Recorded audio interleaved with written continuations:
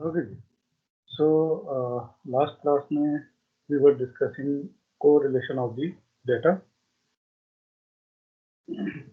and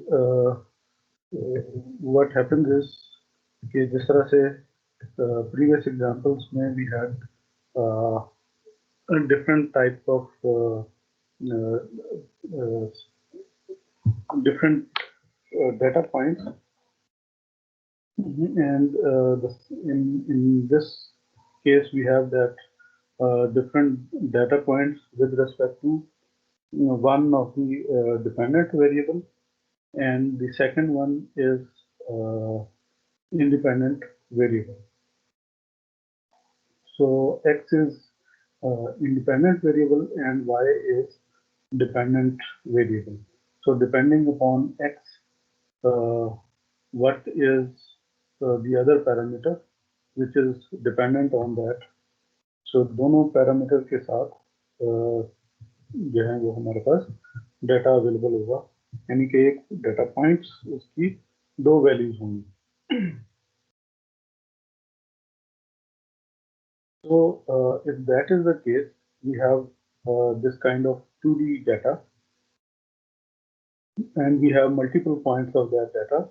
So we can find out the relation between these data points, और हम इसके अंदर एक लीनियर रिलेशन और लीनियर कर्व फिटिंग जो है वो हम फाइंड कर सकते हैं. और जो स्कैटर्ड डाटा होगा फिर उसका हम रिलेशन फाइंड कर सकते हैं कि whether the data is close to that curve fitting और it is away to that curve fitting. ठीक है. So for this we will be using least square regression method, and in this case we will be basically uh, creating a line equation, and for this line equation we have multiple parameters. As we have seen, y is basically the dependent variable and x is the independent variable. And to create a line, we should have a slope of the line and y-intercept area point where x is equal to 0 in this equation. So if x is equal to 0, then y should be equal to b. So that is the intercept point on the x-axis. Experience sir कल भी class में मेरा internet सिखा नहीं कर रहा था, मैं कुछ नहीं पूछ सका. सर ये आपने कल पढ़ा था least square regression line. Sir ये हम क्यों फाइंड करते हैं और इसकी थोड़ा बैकग्राउंड बता दें. बाकी वो कुछ बिल्कुल बिल्कुल. अच्छा, इसका बेसिकली बेनिफिट जो है वो ये है कि हमारे पास सम टाइम जो सैंपल्स हम लेते हैं, रीडिंग लेते हैं डिफरेंट, तो उन रीडिंग्स का लेट से जैसे मेरे पास एक सर्टन रेंज है, अभी हम आगे एग्जांपल भी देखेंगे कि हमारे पास एक टेम्परेचर की रेंज है और हम उस टेम्परेचर रेंज के अंदर जो है वो मल्टीपल रीडिंग्स जो है ले रहे हैं. तो हर टेम्परेचर के अकॉर्डिंगली हमारे पास एक उसका जो डिपेंडेंट वेरिएबल है, जैसे हम आगे एग्जांपल देखेंगे थर्मोकपल की. ठीक है. तो थर्मोकपल एक टाइप ऑफ सेंसर है कि जब उसके ऊपर उसको किसी सर्टेन टेम्परेचर के अंदर रखते हैं तो वो उसके क्रॉस जो वोल्टेज होता है वो चेंज हो जाता है. So if we read that voltage, then we can approximately decide what is the temperature. ठीक है. तो इस तरह से depending upon the different values of the temperature, we have different values of the voltage across that thermocouple. तो अब ये जो वैल्यूज हैं basically they are scattered over this x and y plane. और इसके अंदर काफ़ी सारी चीज़ें जैसे हमने पीछे बात की, there could be many factors involve कि जो हम रीडिंग ले रहे हैं दैट इज ट्रू वैल्यू और it has some error environmental influence की वजह से या व्हाटसोएवर इज द रीज़न, ठीक है। तो हमारे पास जो वैल्यू हो सकती है it could be true, it could have some error value, ठीक है। तो हम क्या करते हैं कि सारे टेम्परेचर वैल्यूज के लिए जितना पॉसिबल हम रीड कर सकते हैं, टेम्परेचर फिक्स कर सकते हैं, उसके अकॉर्डिंगली ले सकते हैं, तो हम उसमें से एक रिलेशनशिप निकाल लेते हैं, ठीक है। तो उसके बाद फिर क्या है कि जब मेरे पास रिलेशनशिप आ गया then and that relationship might be like this कि मेरे पास एक लीनियर लाइन आ गई, ठीक है। So अब इस over the specified range, I have many spaces where I don't have any information, like this point, ठीक है। तो इस point की मेरे पास कोई information नहीं है। फिर इसी तरह से हो सकता है कि कुछ इस point के ऊपर मुझे information चाहिए या इस point के ऊपर information चाहिए। तो जब मेरे पास ये लाइन इक्वेशन होगी so what I will do is कि मैं x की वैल्यू उसके अंदर पुट करूंगा और मुझे y जो है वो मिल जाएगा, ठीक है, without using instrumentation and measurement. वो हमने एक दफ़ा कर ली, जो स्कैटर्ड डाटा पॉइंट्स हैं वो हमने किसी तरह से डिफरेंट टेम्परेचर के अगेंस्ट हमने वोल्टेजेस मेजर कर ली। अब मुझे चाहिए कि जो पॉइंट ऐसा पॉइंट जो मैं मेजर नहीं कर सका, मुझे उसकी इंफॉर्मेशन चाहिए कि उस पे एक्स होगा तो वाई कितना होगा। तो जब मेरे पास रिलेशनशिप होगा लाइक कि ये लाइन इक्वेशन हम बना लेंगे, तो फिर मैं किसी भी अननोन पैरामीटर के लिए, अननोन वैल्यू के लिए वाई की जो वैल्यू है वो उसको गैस कर लूँगा। सिमिलरली अगर मेरे पास y की वैल्यू है, y की इंफॉर्मेशन है और उसके अकॉर्डिंगली मैं चाहता हूँ कि x फाइंड कर लूँ, तो भी इस लीनियर पॉइंट से मैं फाइंड कर सकता हूँ, ठीक है। तो basically this is the purpose of performing this least square regression. जी, is it clear? Yes sir अभी क्लियर है। So to perform this linear regression, we have to find the slope and the intersection point. So how we are going to do that? To finding out the slope, we will be using the values of data. So n indicates the total number of data points, and x is the x value of the data set, and y is the y-axis data value.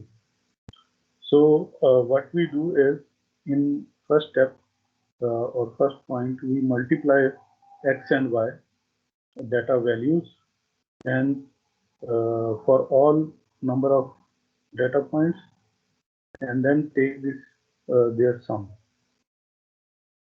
Similarly, in then we take the difference and calculate the sum of all x points, x values, and then we take the sum of all y values.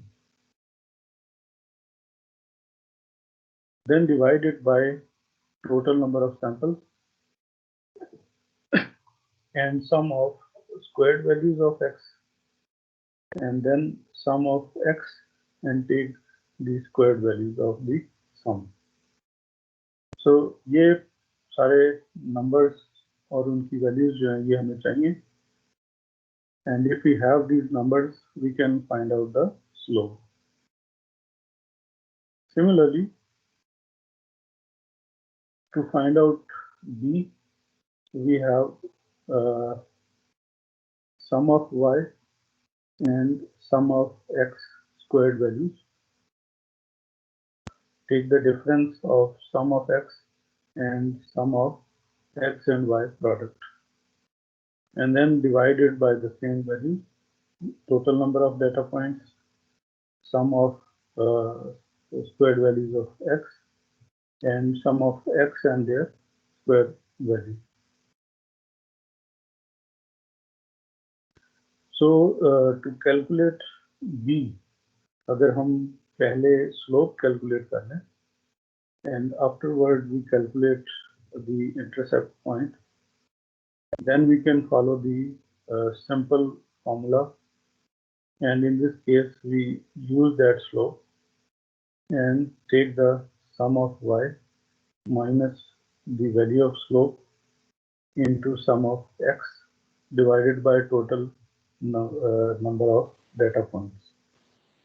ठीक है? So we can only use if we first find the value of slope. ठीक है? Whereas जो formulas 12 और 13 हैं, in this case we can calculate b first or slope first, it doesn't matter. But in formula 14, we have to follow the sequence. First we find slope and then we find the b value.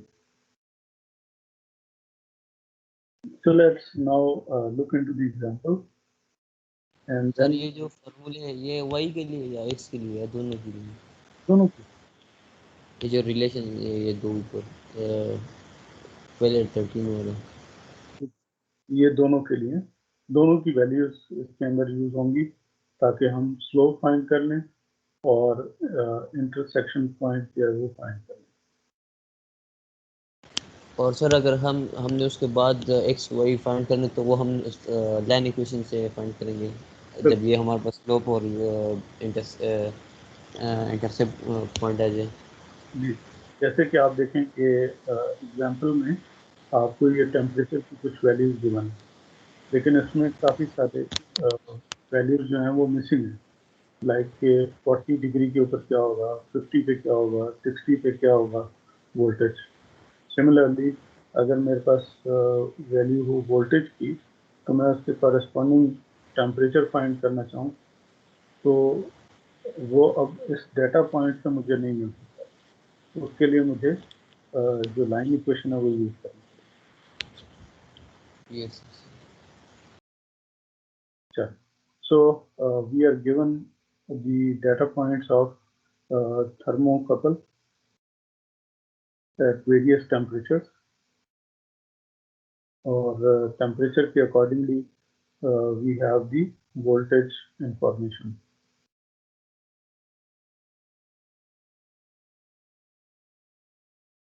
So now we take the temperature is the independent value. So temperature is x and voltage is the dependent value. जितना temperature होगा उसके accordingly voltage thermocouple पे appear होगा.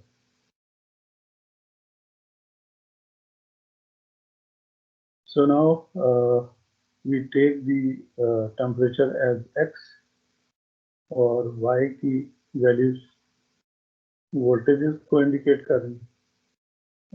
So therefore we take the sum of both x and y, and similarly we need another parameters also like x square, y square and xy product.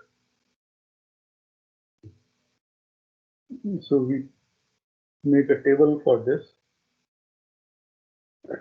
as it is easier to get the calculations, and then afterwards what we can do is we just need those sum जो हमने calculate किए हम वो equation में put कर देंगे और accordingly हमारे पास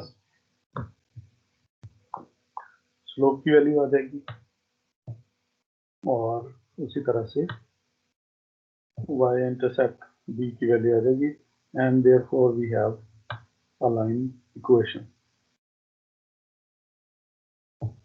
ठीक है, so in this line equation में हम कोई सा भी टेम्परेचर पुट करेंगे, लाइक कि मैं चाहता हूँ 50 वोल्ट्स के ऊपर what is the voltage, sorry 50 degrees के ऊपर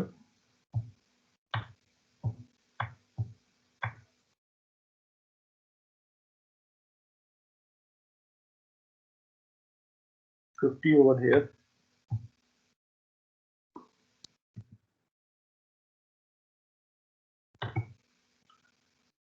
x की जगह पे 50 पुट करेंगे and we will calculate y accordingly.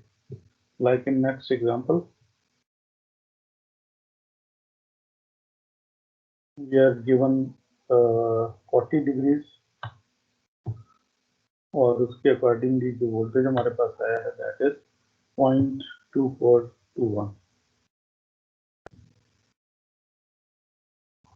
Second हमें we are given the temperature of 200 Fahrenheit,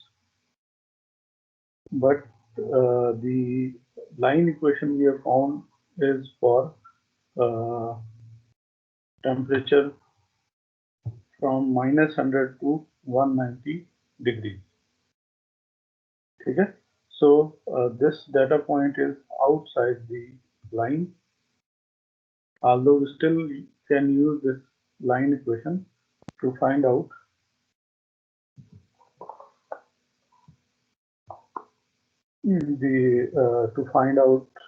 what would be the value according to that. But because we have this value out of range, so therefore we can't find the voltage according to the, although line equation को use करते हुए हम कर सकते हैं, but that may be resulting in invalid data point. Sir ये जो range है -100 to 190, सर ये हमारे डाटा में सर गिवन थी हमें? जी, ये आप देखिए कि हमें जो हमें डाटा गिवन है ये राइट सर। ठीक है, तो हम इसको इक्वेशन को तो हम स्टिल यूज कर सकते हैं, बट उसकी जो भी कॉरेस्पॉन्डिंग वैल्यू आएगी that may not be true. Like कि अगर वोल्टेज जो है वो 5 वोल्ट से ज़्यादा हो जाता है तो हमारे पास वैल्यू तो आ गई, but as far as sensor is concern ये उसकी आउट ऑफ रेंज वैल्यू चली जाएगी। Right sir. ठीक है, तो वो फिर वैल्यू जो है वो इनवैलिड होगी फॉर सर्टेन पॉइंट। ठीक है, सो कल हमने एक एक्सेल फाइल बनाई थी और this, let me open that.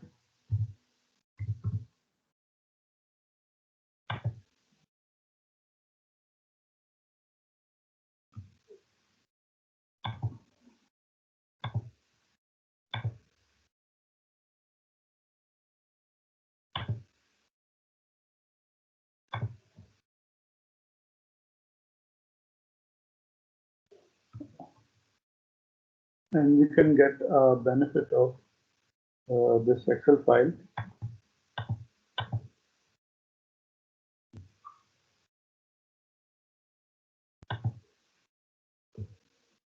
मैं जाता हूँ सीधा एक जो चैप्टर प्रॉब्लम है उसके ऊपर।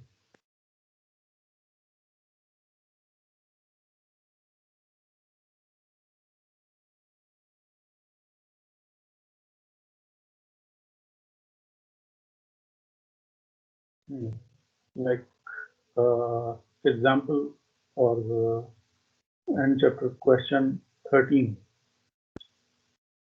So in this case, we have measured the transistor's collector current as a function of collector emitter voltage. Okay. So on one side we have IC, and on the other side we have voltage across collector and emitter.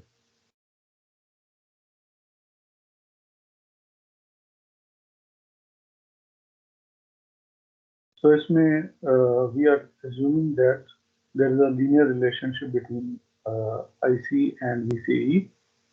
So we have to determine the slope and y-axis intercept. So क्या ख्याल है इसके अंदर independent variable कौन सा है और dependent variable कौन सा है?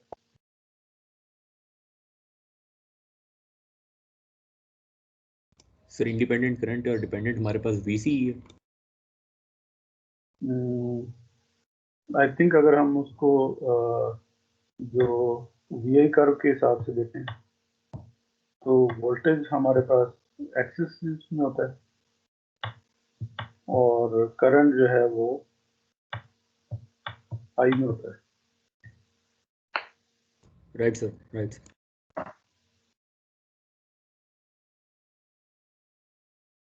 इस तरह कर लें।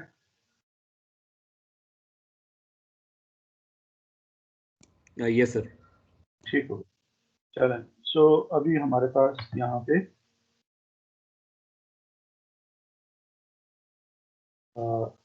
एक्स इधर है, सो हम एक्स की जगह पे ये वैल्यूज पुट कर लेते हैं। So we have 0, we have 2,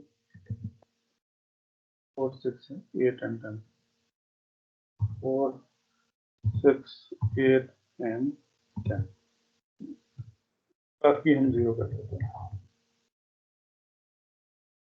Similarly, y side we have 10.5,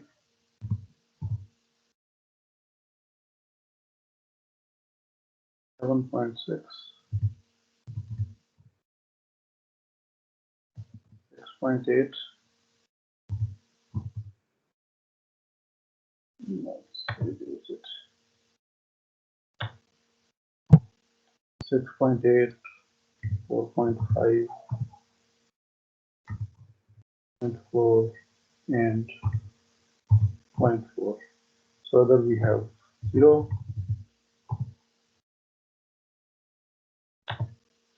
so we get the slope. And if we write down the equation,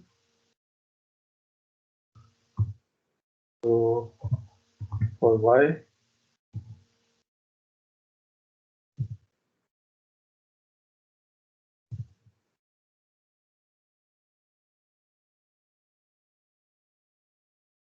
we have slope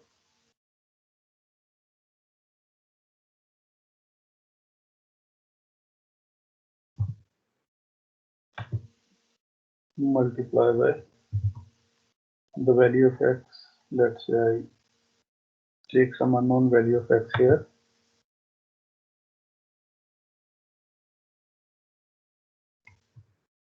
plus b. So this is value of x, unknown value. So for VCE we don't have 5, so let's put 5 here, and for 5 we have value of current 3.15. Value for 9 we can get value of 3.03 milliamperes. Similarly for the low side, 1 volt we have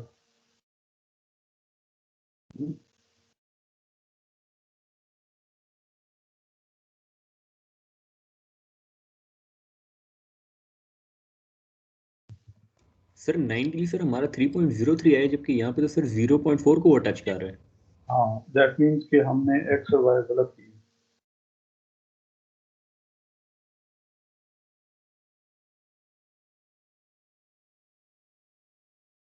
तो हम इनको interchange कर देते हैं। ये इसलिए मैं check कर रहा था कि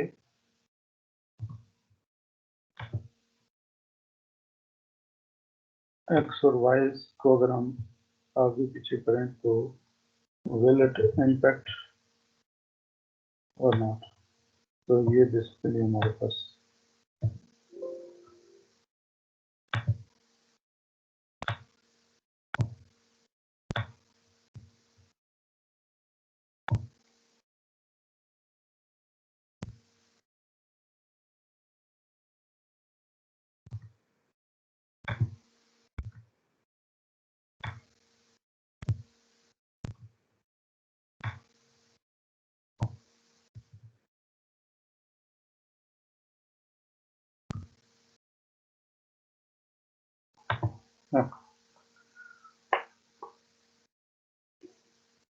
सो इस तरफ ये आ गया हमारे पास IC which is in milliamperes,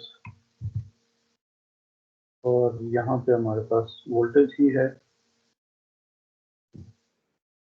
so let's say हम कहते हैं 5 मिलीएम्पेयर पे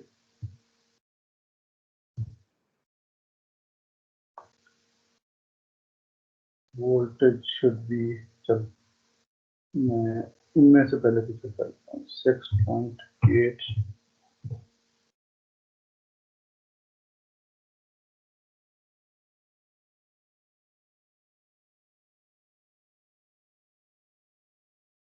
6.8 पर it should be 4।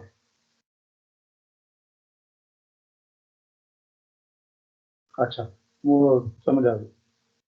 Actually number of data points हमने यहाँ पे ज़्यादा किए, whereas in this data point we have 1 2 3 4 5 6।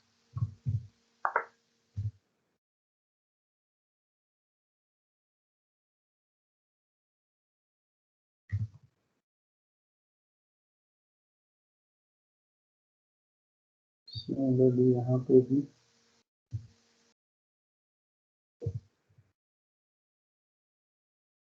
चार। सो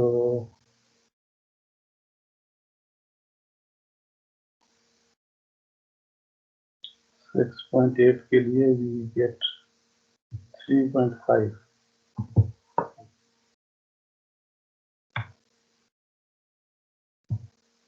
अब हम वापस अपना वो V और I को दोबारा चेंज करके देखते हैं।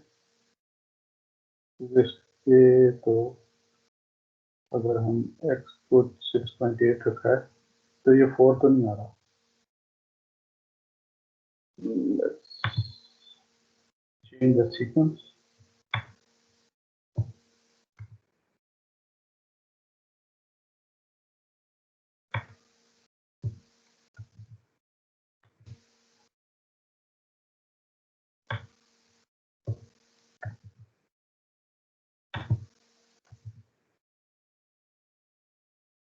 Okay।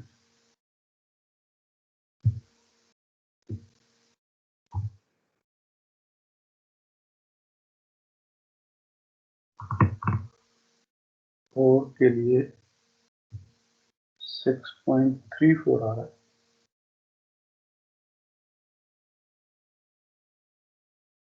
सर इतना डिफरेंस तो आएगा ना, क्योंकि हम एस्टिमेट ले रहे हैं, उसके अंदर एक बीच में हम एवरेज पे लाइन लगा रहे हैं, तो इतना डिफरेंस तो एग्जिस्ट करेगा। सर मेरे हिसाब से एरर थोड़ा ज़्यादा है, 6.8 की बजाय 6.34 आ। सर उन्होंने क्वेश्चन में भी ऑलरेडी मेंशन किया था कि लीनियर रिलेशनशिप एग्जिस्ट, तो सर इसका तो काफ़ी करीब नहीं होना चाहिए था। करीब होना चाहिए, लेकिन मेरा ख्याल है ये डाटा पॉइंट तो ज़्यादा स्कैटर्ड है इसके अंदर। Right sir. एरर वैल्यू शायद ज़्यादा है, क्योंकि बेसिकली जैसे हमने अभी बात की थी यहाँ पे कि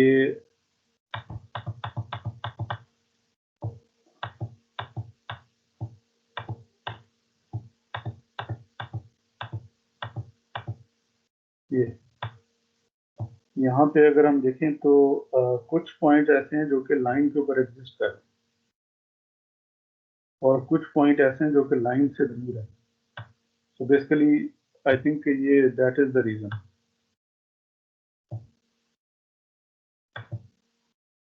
जो पॉइंट जो है वो लाइन से दूर हैं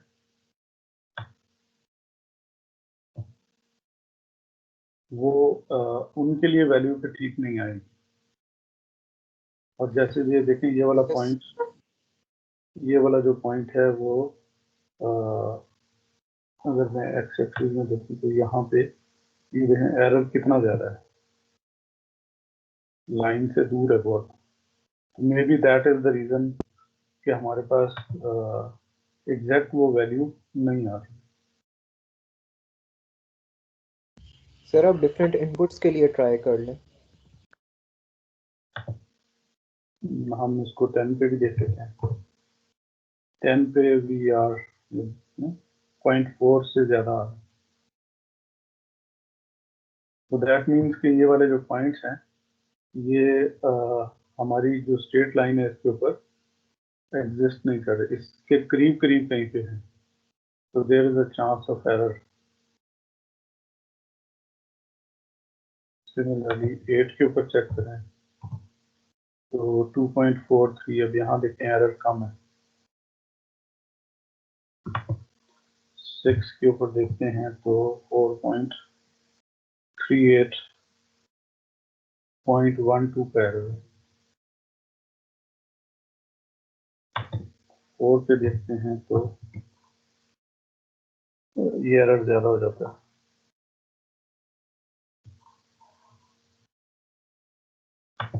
अगर हम 2 पे देखते हैं तो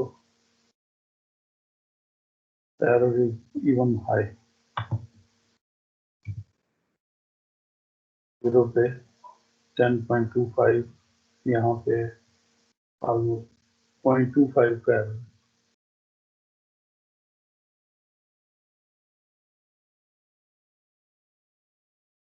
सो basically that is the reason कि जो हमारे स्कैटर्ड पॉइंट हैं वो माइट पॉसिबल के लाइन के ऊपर एग्जिस्ट करें और देयर इज अ पॉसिबिलिटी कि वो लाइन पे एग्जिस्ट ना करें। तो जब वो लाइन पे एग्जिस्ट नहीं करेंगे तो फिर हमारे पास इवन सेम एक्स के लिए सेम वाई नहीं आएगा।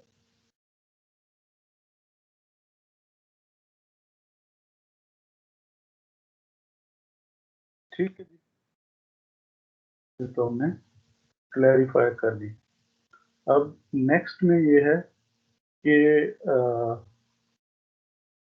we can find the correlation between the data points और जो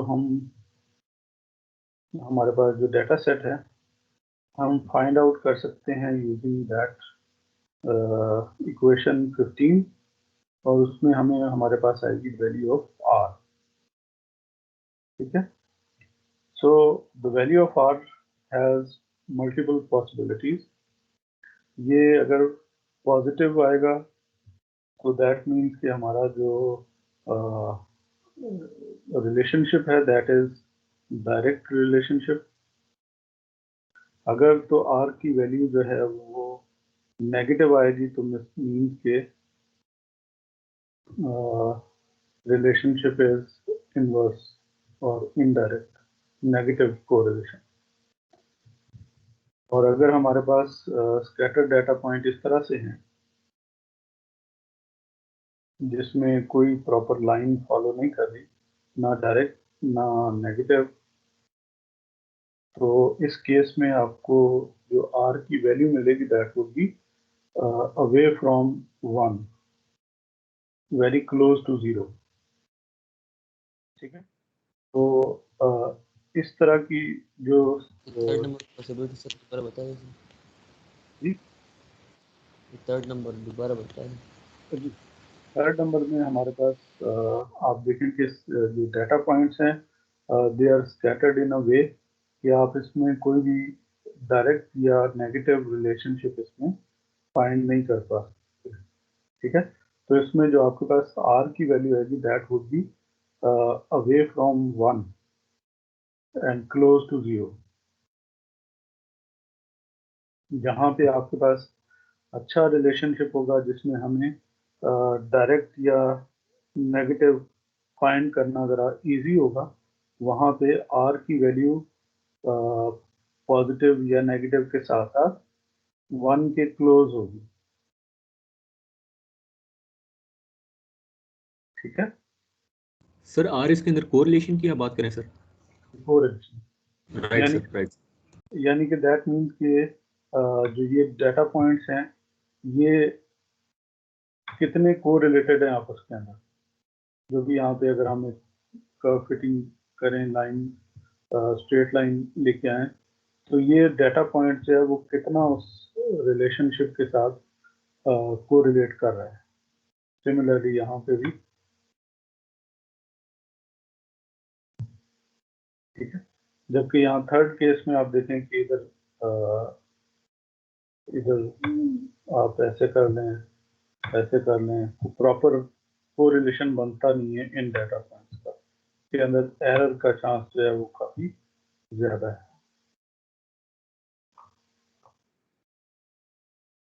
ठीक है, तो इसके लिए अब फॉर्मूला हमारे पास, अब जो हमने टेबल पहले बनाया हुआ है सेम उसी तरह का टेबल हमारे पास यहाँ पे भी काम आएगा।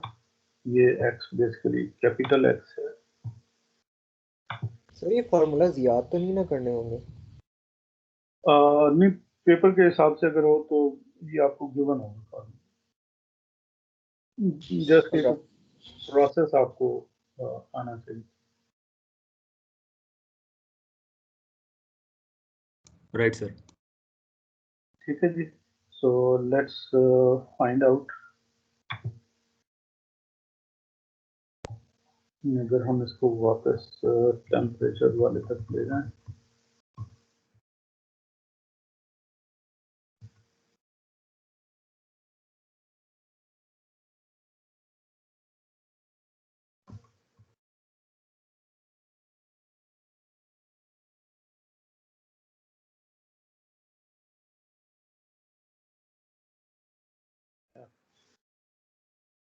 so this is the temperature example.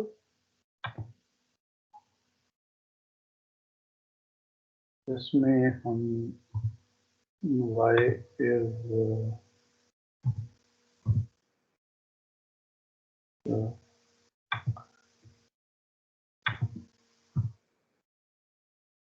slope multiplied by some x value and plus d.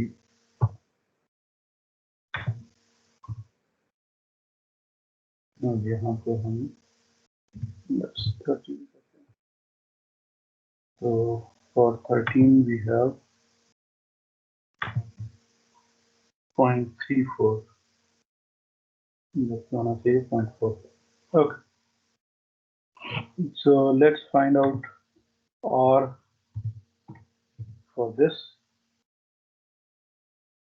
temperature example, और इसमें हमारा है n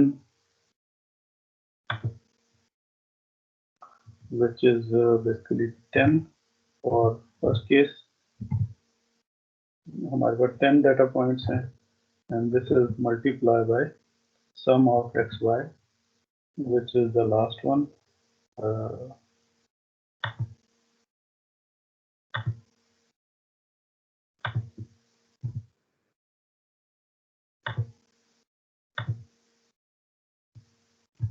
Then we have minus sum of x and sum of y, इन दोनों का product, sum of x। Sir हमें फिर एक एक वैल्यू के लिए कैलकुलेट करना पड़ेगा पेपर पे? जी बिल्कुल, आप ये टेबल इस तरह से बनाएंगे और उस टेबल को फिर आपने सॉल्व करना है। तो इसलिए फार्मूला आपको गिवन होगा, सिर्फ ये कि एक इसमें हैसल जो होगी वो ये कि आपको बार बार कैलकुलेशन करनी पड़ेगी। तो उसमें फिर हम ये कर लेते हैं कि हम डाटा पॉइंट्स काम कर दें, ठीक है, ताकि ये कि आपको सारा 3 घंटे जो है ना वो आप एक ही क्वेश्चन को सॉल्व ना करें, ये कि मैक्सिमम 10 मिनट्स या 15 मिनट्स में आपका क्वेश्चन सॉल्व हो जाए। सही है? Okay. So then Yes, we sir. have n into sum of x square. Take another bracket. So n is 10 multiplied by sum of x square minus sum of x into square value, sum of x into square values, then multiply by n sum of y, 10 into sum of y square minus sum of y and square value, sum of y and its square value,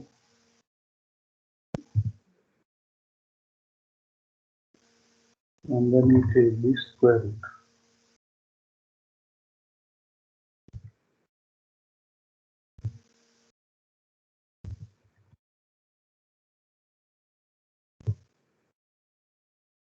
So the correlation is positive and the value is close to 1. ठीक है, अगर हम यहाँ पे sir 1 के closure means के correlated है, correlated है और पॉजिटिव है तो डायरेक्टली रिलेशन। तो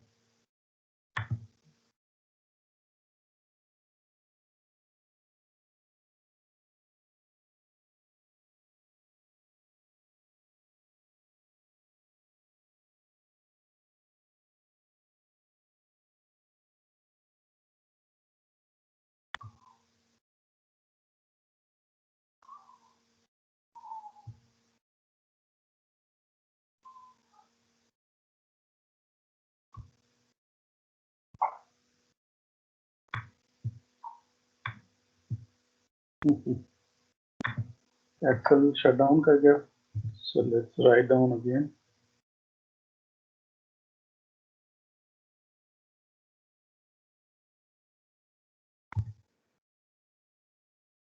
N multiplied by sum of x y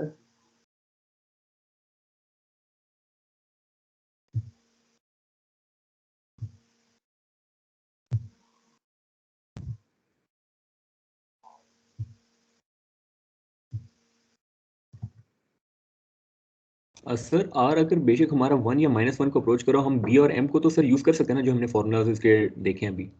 जी जी जी, right sir, right sir. sum of x multiplied by sum of y.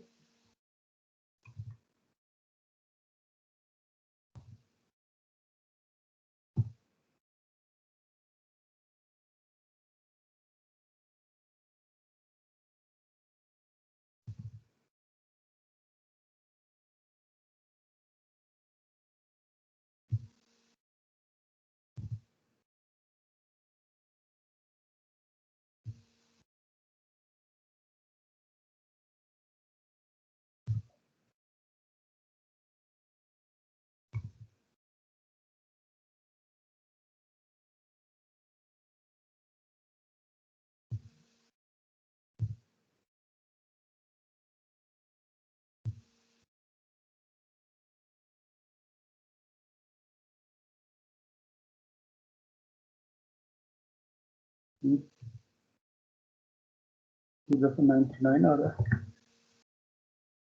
तो गड़बड़ तो नहीं किया हमने।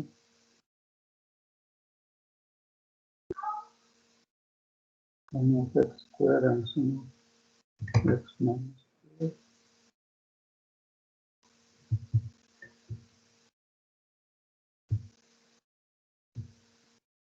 And into d13 plus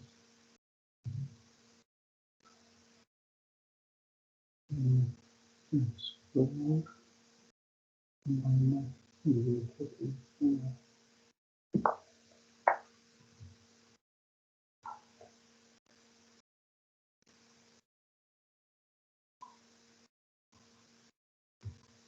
It's almost 99 degree वाला.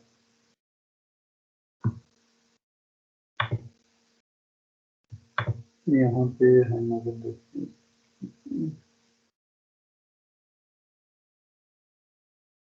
हैं तो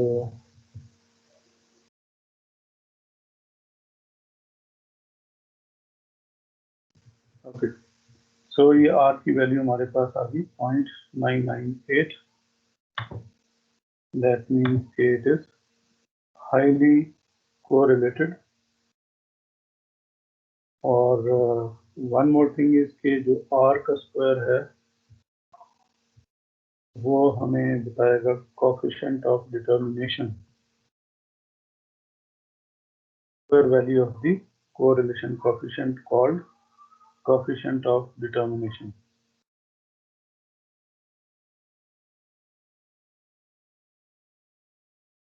सो बेसिकली स्क्वायर का जो मतलब है वो ये है कि हमारा जो डेटा पॉइंट्स हैं उसके अंदर कितनी वेरिएशन है. ठीक है, सो variation is 99.6% in the y values. यानी कि जो हमारा जो एरर है दैट इज अराउंड 0.4%. अगर हम उसको चेक करें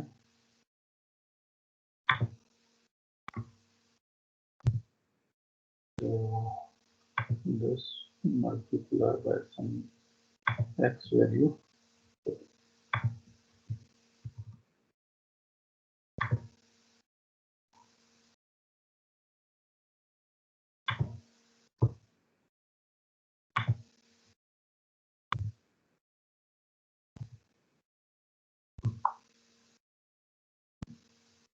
So एक अननोन वैल्यू हमने रखी है 4.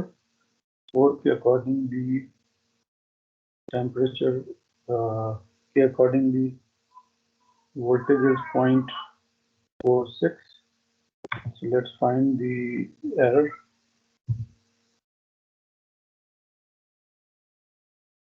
लेकिन ये वैल्यू नहीं है, सो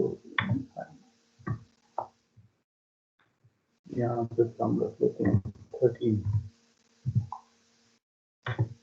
So the error between 13 is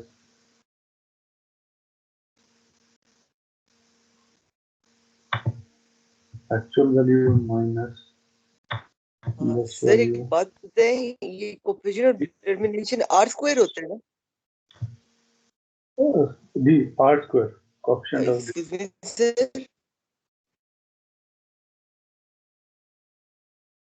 ji please. Hello. क्या आवाज आ रही? अच्छा अच्छा, ये माइक बंद है मेरा, ऑन है.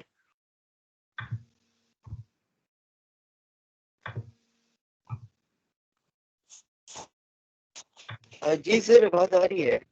हाँ, सो हमारा जो एरर है दैट इज अराउंड 0.2, 20%. सर लेकिन हमने तो अभी 4% ही कैलकुलेट किया था सर. वो मे बी दैट इज और the average statement, which means that 99.6% of the variation and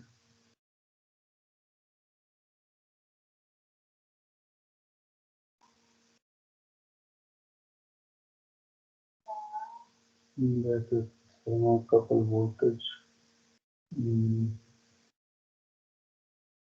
variation in Y.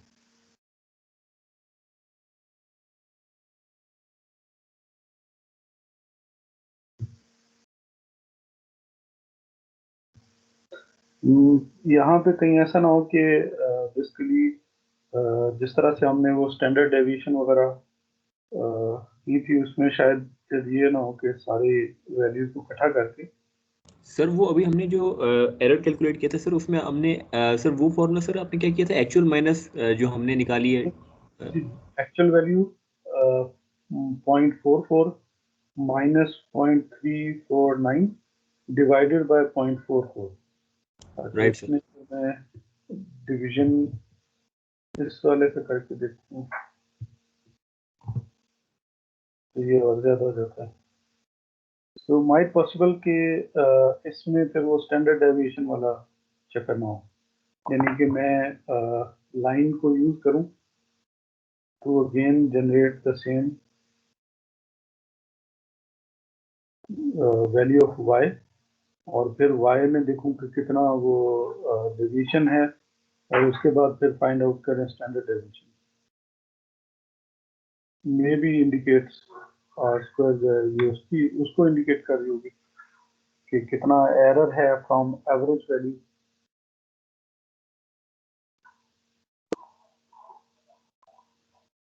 चलें इसको हम मैं अपने लेवल पे कोशिश करूंगा इसको अंडरस्टैंड करने की, ठीक है। यानी कि इक्वेशन को यूज करते हुए हम दोबारा y को क्रिएट करें फ्रॉम x, और फिर फाइंड करें कि उसकी एवरेज वैल्यू कितनी है, and then standard deviation, simple deviation और बाकी सारी चीजें। सर वैसे भी सर एरर जो सारी हमारी कैलकुलेशन में है वो सेम तो नहीं होगा, थोड़ा सा ऑफ तो सर होएगा कुछ कैलकुलेशन में, तो उसकी वजह से ना आता। बिल्कुल। तो वैल्यू जो है वो स्कैटर कर रही है, किसी में ज्यादा एरर है और किसी में कम। लाइक अगर मैं दूसरा कुछ चेक करूं, अगर मैं फॉर्मूला, चल हम यूँ करते हैं, एक फॉर्मूला ट्राई करते हैं y स्मॉल, और इसके अंदर हम स्लोप वैल्यू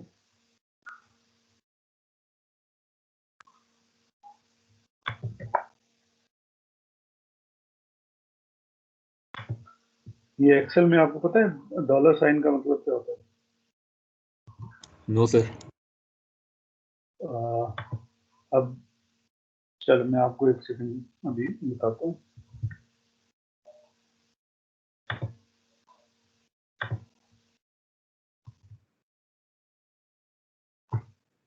आपने एक फार्मूला इस पे इम्प्लीमेंट कर दिया, ठीक है।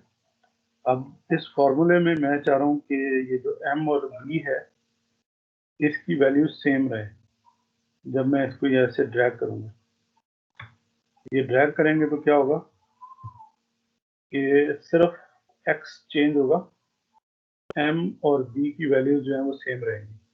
वो मैं चेक कर सकता हूँ यहाँ पे, यानी कि C16 और C18 ये हर जगह पे फिक्स है, फिक्स है ना, ठीक है। तो ये डॉलर साइन बेसिकली इसलिए लगाते हैं कि आपने ये जो कॉलम है, अगर आपने इस तरह से यूं ड्रैग करना है तो ये चेंज ना हो। सिमिलरली अगर आपने इस तरह से ड्रैग करना है तो इसमें आपको जो डॉलर साइन है वो सी से पहले लगाना होगा कि आप किसको फिक्स करना चाहते हैं। नंबर से पहले लगाएंगे तो नंबर फिक्स हो जाएगा, और अगर आप सी से पहले लगाएंगे तो वो सी यानी कि हॉरिजॉन्टल ड्रैग में भी वो फिक्स हो जाएगा।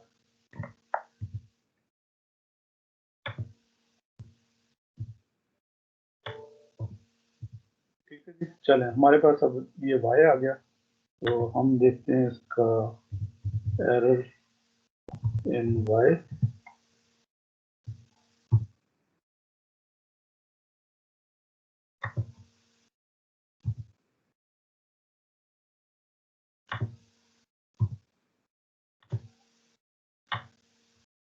सो ये बेसिकली आ गया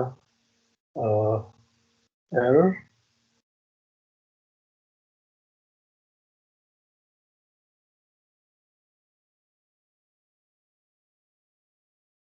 दोनों वैल्यूज के अंदर।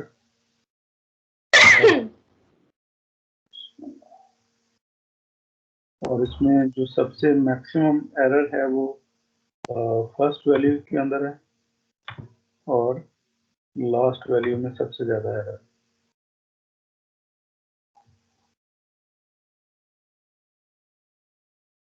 आई थिंक मे बी ये दोनों जो है ये कंट्रीब्यूट कर रहे हैं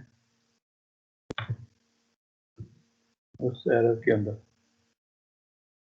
एरर आ गया, इसके बाद क्या था, स्टैंडर्ड डेविएशन हम कैसे फाइंड करते हैं, bye summing of the error deviation and divided by the number of sample, और उसका हम ले लेते हैं स्क्वायर।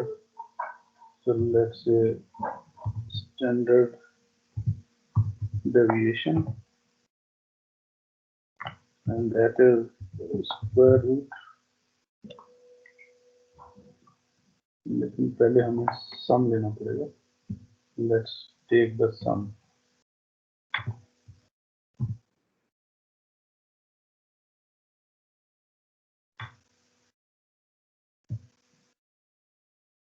मैंने सम लेने से पहले हमें इनका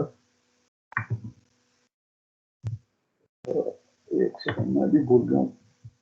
Let's look at the formula of standard deviation। so ये आ जाएगी मीन डेविएशन और स्टैंडर्ड डेविएशन क्या है, difference square and then sum. so we take the error y square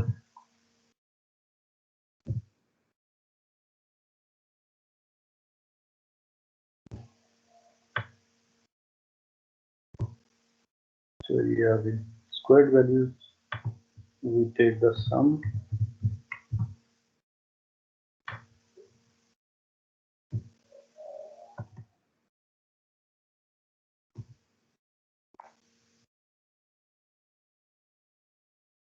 so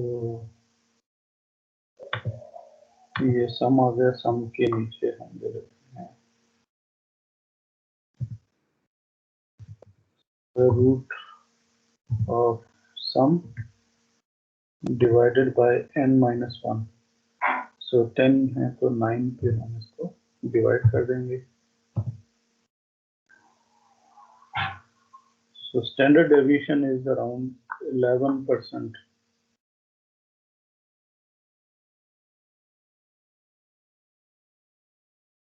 standard deviation is 11%। ये कहीं भी करीब तो नहीं आ रही इसके, 4% भी होती तो 0.4%।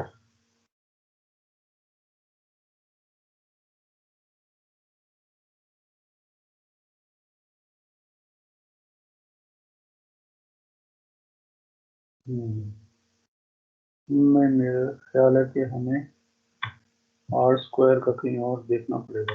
What is meant by that R square, standard deviation तो नहीं है।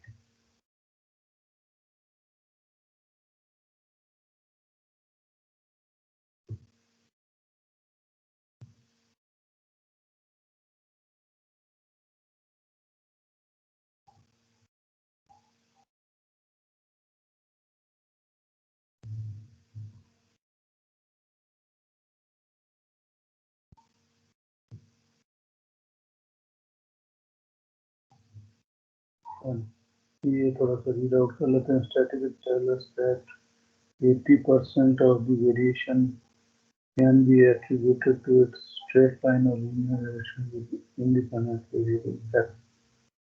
Thus, 19% is still unaccounted for.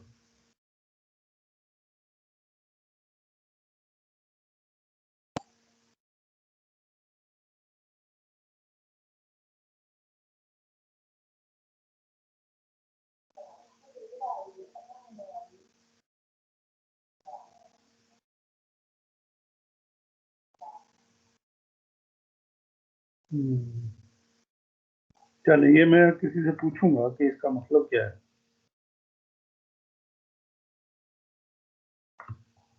Right sir. जो स्टैटिस्टिक को आप लोगों ने में आ नहीं रहा वो जी क्या कह रहे हैं? सर आज वो परेड डे है ना, उसमें इंटरेस्ट तो हुआ है तो मतलब एक जगह ब्लॉक हो जाती है स्क्रीन, मतलब एक जगह रुक जाती है। सर आप मतलब बताएं, एक्चुअली मैंने काफी वैसे यूज किया है। आपकी आवाज सॉरी डिस्टर्ब हो रही है, काफी डिस्टॉर्टेड है। सर वो ये कह रहे हैं क्योंकि परेड हो रही है ना, तो इस्लामाबाद पिंडी के अंदर सिग्नल्स का इशू है, जिसकी अच्छा, वजह से आवाज कर और वो काफी उसको इशू कर रहा है। ठीक है। नहीं मेरे साथ भी आई थिंक ऐसे ही हो रहा होगा। तो सर मैं कह रहा था कि आप मुझे जरा मसला बताए ना एक्सेल का, एक्सेल मैंने यूज किया है काफी ज्यादा। लास्ट में आपने क्या कहा?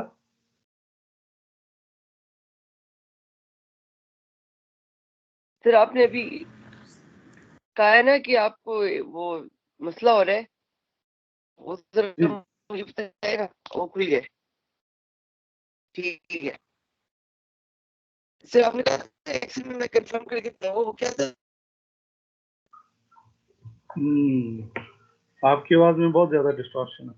सर वो पूछ रहे हैं कि आपको जो किसी एक आर की, मेरे ख्याल में आप बात कर रहे थे जिसमें आप थोड़ा सा कंफ्यूज थे, वो कह रहा था मैंने एक्सेल यूज किया है उसे माइट भी आइडिया हो इसके बारे में, तभी वो कह रहे हैं कि आप रिवाइज कर दें तो वो ही माइट नो। अच्छा अच्छा ठीक है। बेसिकली आर जब हमने कैलकुलेट किया है that is the correlation coefficient, ठीक है। और उसके बाद फिर हमने फाइंड किया है आर स्क्वायर। आर स्क्वायर जो है वो कोफिशिएंट ऑफ डिटर्मिनेशन है, और इसमें हम लेट्स से हमारे पास वैल्यू आई है 99.6। तो ये कह रहा है जी कि आपकी जो y वैल्यूज हैं उसके अंदर 99.6% वेरिएशन जो है वो हो सकती है। व्हाट दैट मीन्स, ये जो वेरिएशन है दैट इज ओनली 4%। अच्छा, और दैट इज 100%। सर वो 0.4 होगा ना? वही ना, लेकिन ये कह रहा है कि 99.6% of variation in y value. Sir इन्होंने एवरेज आउट ना किया हो सर। हेलो, कहीं ऐसा तो नहीं है कि इसकी कोई भी वैल्यू लाइन पे नहीं आ रही, वो ये कहना चाह रहा है? यस सर, ऐसा पॉसिबल तो होता है। ये देखिए हमारे इसमें सारी वैल्यूज जो हैं वो डिफ्लेक्ट करें, कहीं भी एरर जीरो नहीं है। माइट पॉसिबल वो इसको सर लेकिन 2% एरर भी है सर हमारा जो लाइन नंबर 9 में सर।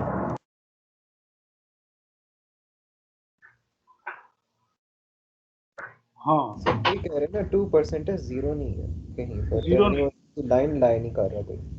हाँ मे बी उसका मकसद ये हो कि सारे का सारा जो डाटा है वो आपका लाइन के ऊपर आ ही नहीं रहा।